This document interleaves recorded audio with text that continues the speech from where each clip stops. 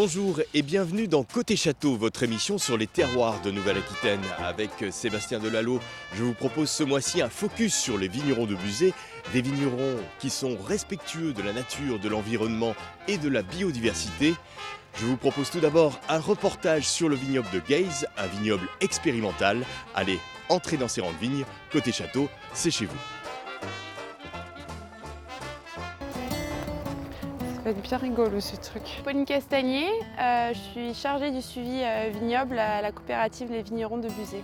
T'as beaucoup joué l'acteur dans ta vie ou pas? Oui, j'ai déjà fait 2 fois ça. Alexis Hubert, je suis le responsable d'exploitation de Gaze et Domaine.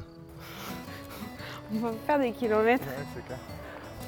Ici, donc, nous sommes sur le vignoble de Gaze qui représente 75 hectares d'un seul tenant entouré de bois. Comme vous pouvez le voir, un rang sur deux, on alterne une année sur deux avec des couverts végétaux. Donc là, vous pouvez voir différentes espèces dans ce couvert végétal, à la fois donc, des fèverolles qui sont voilà, ces herbes-là. Également de la vesse, de l'orge, du pois fourragé, donc différentes espèces qui vont avoir différents impacts sur l'environnement. Et cette couverture est très importante car on va limiter le rayonnement solaire sur le sol, donc un super effet par rapport aux pluies et à l'humidité du sol, et également préserver la vie du sol.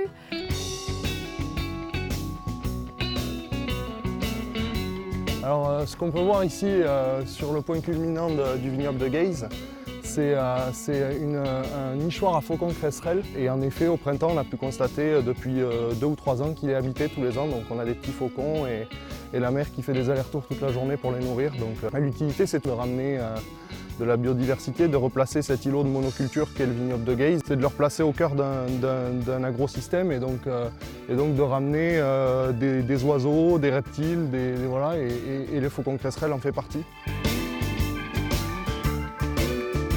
Pour couper cet îlot de monoculture, l'idée c'est d'avoir des haies qui servent de corridors écologiques dans lesquels la faune va pouvoir se déplacer. Alors les espèces en présence, on voit il y a des pruneliers, il y a des aubépines, il y a des noisetiers, parce que c'est très difficile pour une faune présente sur le site de se déplacer dans un îlot de monoculture parce qu'il n'y a pas de végétation dense où elles peuvent se cacher.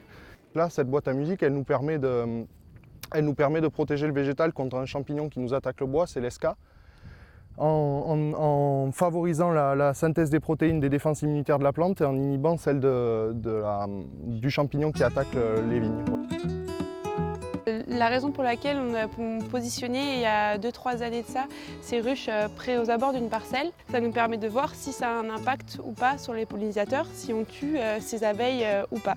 Et depuis plusieurs années, on se rend compte que ces abeilles restent à ces endroits dans les ruches et notamment au niveau des traitements, vu qu'on fait maintenant des traitements plus de nuit. Il y a des interactions avec le bois, avec la faune, avec la flore et c'est un tout, c'est un global, c'est pas juste la culture et puis ce qu'il y a autour après si on a le temps de s'en occuper, quoi. C'est un tout en fait.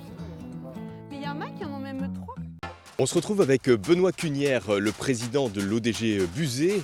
Alors Benoît, dites-nous, Buzet, c'est une appellation finalement assez jeune par rapport aux autres appellations françaises qui remontent à 1936. En effet, Buzet, ça a été une appellation qui s'est créée en 1973, voilà, sous l'impulsion des dirigeants de la coopérative de l'époque, qui étaient M. Combabessouz et puis M. Mermillot, qui étaient voilà, les initiateurs et les fédérateurs de ce projet qui aujourd'hui perdure et nous en sommes ravis. Ça s'appelait à l'époque les Côtes de Buzet, c'est devenu Buzet, il y a eu quelques évolutions? Oui, en effet, le mot côte a été supprimé en 1986 pour retenir uniquement l'appellation Buzet. Voilà. C'est une appellation qui s'étend sur 27 communes, sur les coteaux sud de la Garonne. Et donc ça représente environ 2000 hectares, 200 vignerons adhérents pour une grande partie à la cave coopérative, 95% de ces vignerons adhèrent à la cave coopérative et puis il y a 13 producteurs indépendants. Benoît, Buzet, c'est tout de même un vignoble qui a des points communs extraordinaires avec Bordeaux. D'ailleurs, ça faisait partie de Bordeaux à une époque et puis vous partagez les mêmes cépages. En effet, on partage exactement les mêmes cépages qu'à Bordeaux, donc le merlot essentiellement pour le vin rouge, qui représente un peu plus de 50%, et puis ensuite Cabernet Franc, Cabernet Sauvignon, et puis petit peu de Malbec également, 2% de Malbec maintenant. Donc tout ceci pour la constitution des vins rouges et rosés. Et puis pour le blanc, donc c'est essentiellement du Sauvignon maintenant, 60% de Sauvignon et un petit peu de Sémillon. Donc voilà, les mêmes cépages qu'à Bordeaux. Mais ce qui nous différencie malgré tout, c'est notre terroir, notre climat, le savoir-faire des vignerons locaux. Voilà. Donc, Alors aujourd'hui, le cahier des charges de Buzet, c'est un cahier des charges qui va peut-être évoluer dans l'avenir, dans le futur. le syndicat, c'est l'intermédiaire entre les producteurs et l'INAO.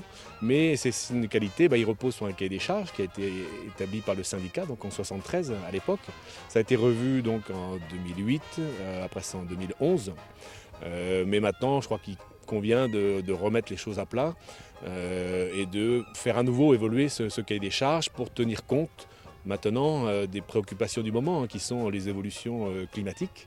On devrait évoluer vers des cépages plus résistants aux maladies, mieux adaptés à notre climat actuel, qui augmente d'année en année, avec des mois d'août qui sont de plus en plus chauds, donc des maturités précoces, avec des degrés élevés. Donc tout ça a besoin d'évoluer. Et donc l'introduction de ces nouvelles variétés fait partie d'une négociation que le syndicat doit avoir avec l'INAO. Donc nous entrons dans cette période pour faire évoluer ces facteurs. Alors question évolution aussi, Buzet et la coopérative collent aux tendances du marché, et notamment pour ce qui est des collages, avec notamment les vins véganes. Je vous propose de regarder ce reportage de Benoît-Pierre Morin et Marc Lasbarère. V comme vin et comme vegan. Les vignerons de Buzet produisent désormais un vin conforme aux critères végétaliens. Une demande de plus en plus marquée en France, mais surtout aux USA, en Grande-Bretagne et en Allemagne, où le nouveau Buzet sera présenté pour le salon ProWein, le plus grand salon professionnel. La coopérative exporte 20% de sa production. C'est dans la lignée logique à la fois des vins labellisés Bee-Friendly, les vins biologiques, les vins sans sulfite, donc dans une même lignée stratégique de marqueurs. Donc il y aura un écho favorable, mais ça permettra aussi de toucher des gens un peu plus sensibles jusqu'aux boutistes qui ont des modes de vie dits vegan. La certification vegan est une étape de plus franchie en remplaçant le traditionnel blanc d'œuf par une farine de pois utilisée pour le collage du vin. C'est aussi de grosses protéines qui permettent d'agglutiner, pour faire ça très simplement, d'agglutiner les impuretés dans le vin et donc de les entraîner vers le fond par sédimentation. Les consommateurs recherchent des vins limpides. Et donc si vous voulez des vins limpides, vous n'avez pas d'autre choix que de les clarifier avec ce que nous appelons une colle. Le prochain chantier vert des vignerons est déjà engagé. Un futur jardin aquatique traitera naturellement les effluents de la cave coopérative.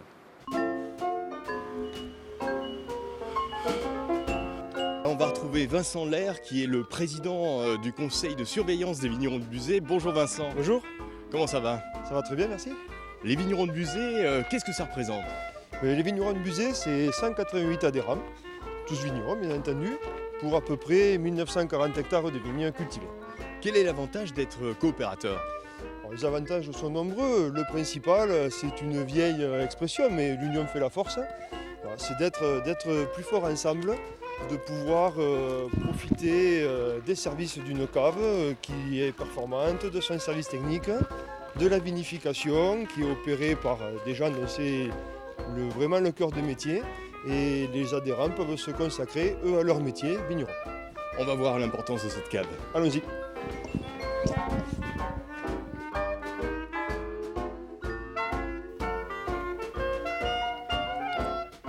Vincent, là on se rend compte de la production des vignerons, c'est assez imposant.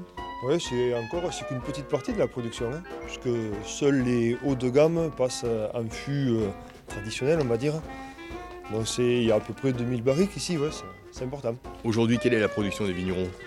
Aujourd'hui, c'est à peu près, alors moi je parle en hectolitres, langage vigneron, 100 000 hectolitres. Donc c'est l'équivalent d'entre 10 et 12 millions de bouteilles, équivalent 75 centilitres. Ça fait partie des, mine de rien, des gros volumes.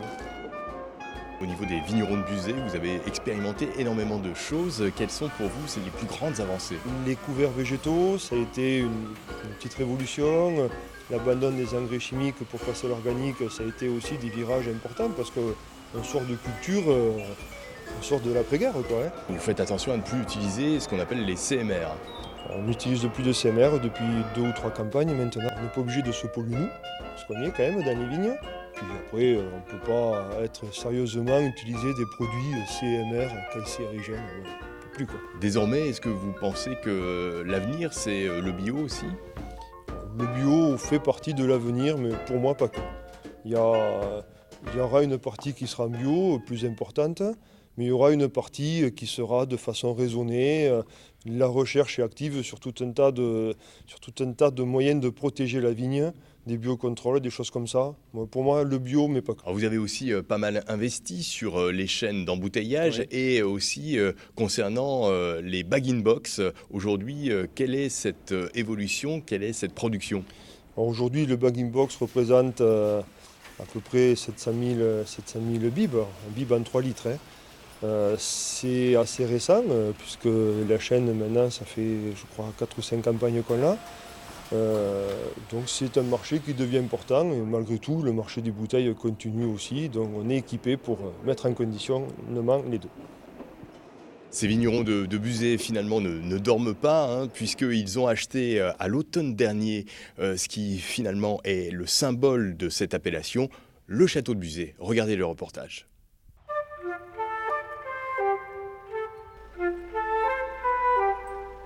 C'est de haute sécurité quand même.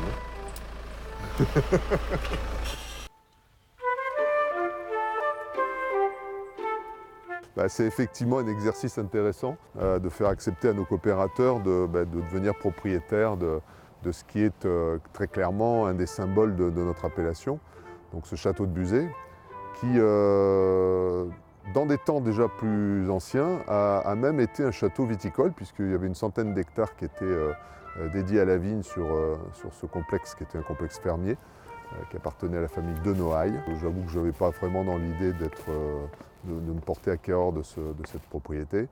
Et c'est vrai qu'en y réfléchissant, la question s'est posée de se dire que c'était peut-être une erreur historique pour nous de laisser passer ce qui est vraiment l'emblème de notre territoire. Tadam! Ah ouais, ça a trop joué, putain. Voilà. Ah bah putain. Hop. Et la lumière fut. Voilà. La confrérie des vignerons de Buzet, l'acte de création s'est fait dans cette pièce-là. Ouais. Parce qu'on reconnaît la cheminée. La cheminée, ouais. Voilà. Allez. Et ça, il nous faut le protéger. Puis là, il est inscrit au patrimoine. On voit les armes des gros sols de Flamance, où il y a les 4 flammes avec au milieu des filles là, grecques et des croix. Et c'est extrêmement excitant parce qu'on découvre chaque jour des choses nouvelles autour de ce château. Alors, en même temps, il y a une pointe d'inquiétude, évidemment. On pressent que le chantier va être colossal. Et surtout, c'est vraiment un élément de cohésion sur le territoire surprenant. Ce projet suscite l'intérêt de beaucoup de gens. Donc, une des 2 tours que tu vois de l'autoroute, hein, là-haut, du bas, on est au sommet d'une de ces 2 tours. Mais enfin, c'est sain. C'est un sentiment assez partagé, à la fois d'excitation, d'enthousiasme et en même temps d'inquiétude et de responsabilité supplémentaire. Notre-Dame, c'est Notre-Dame de Buzet. Donc c'était l'église du village du Haut-Buzet. Tout le village était ici, donc il y avait la mairie, l'église, jusqu'au milieu du 19e où les derniers habitants sont descendus dans ce qui est devenu Buzet-sur-Baïse.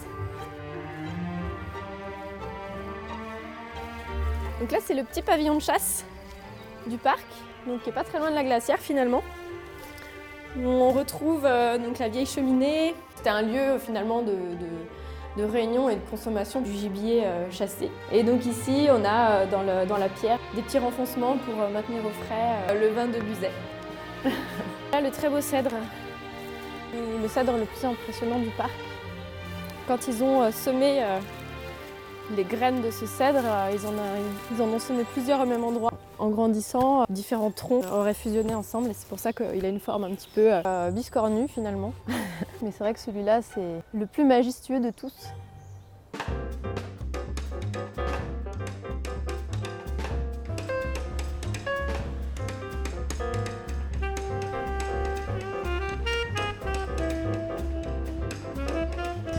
On se retrouve ici à l'auberge du Goujon qui frétille avec Arnaud Chevalier. Bonjour Arnaud. Bonjour. Vous allez nous préparer un accord mets-vin avec ces vins de Buzet. Qu'est-ce que vous avez inventé? Alors moi j'ai rien inventé, aujourd'hui tout a été fait. Là aujourd'hui on va faire un petit tartare d'aiguillettes de canard qu'on va assaisonner avec un petit peu des noisettes, de l'huile de noisette et puis qu'on va servir tout simplement avec une petite salade. C'est une entrée pour les beaux jours qui vont bientôt arriver. Alors ça s'accommode pas mal avec ces vins de Buzet? Oui, c'est forcément de toute façon c'est terroir, le canard c'est d'ici, on a des noisettes également pas très loin. C'est des vins d'ici, oui, ça va aller, évidemment que ça va aller. Au niveau saveur, qu'est-ce qu'on retrouve? Dans le tartare, le fait d'ajouter un petit peu d'huile de noisette, ça va rajouter un petit peu de gras, c'est agréable. Et puis les échalotes, ça va relever un petit peu aussi ce plat. On va mettre un peu de moutarde à l'ancienne également. Et que ce soit avec le baron ou avec le sang, ça passe bien. Une petite entrée pour l'été qui va être sympa. Ainsi se termine ce 7e numéro de Côté Château. Prochain rendez-vous dans un mois à Saint-Émilion pour le 20e anniversaire du classement de Saint-Émilion et de son vignoble au patrimoine mondial de l'UNESCO. Carpe diem, portez-vous bien. Finalement, Buzet, Bordeaux, ça commence par un B, c'est le même combat. Non, j'ai jamais essayé d'y grimper. Les faucons sont agiles, pour ça, moi, beaucoup moins, je pense. Pierre-Édouard. Comme ça, t'as le château.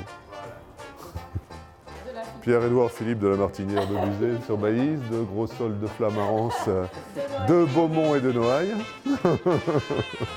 Et entre nous, vous n'avez pas pensé à manger Bordeaux? Manger, c'est-à-dire que là, il faudra avoir un gros appétit parce qu'ils sont quand même assez gros.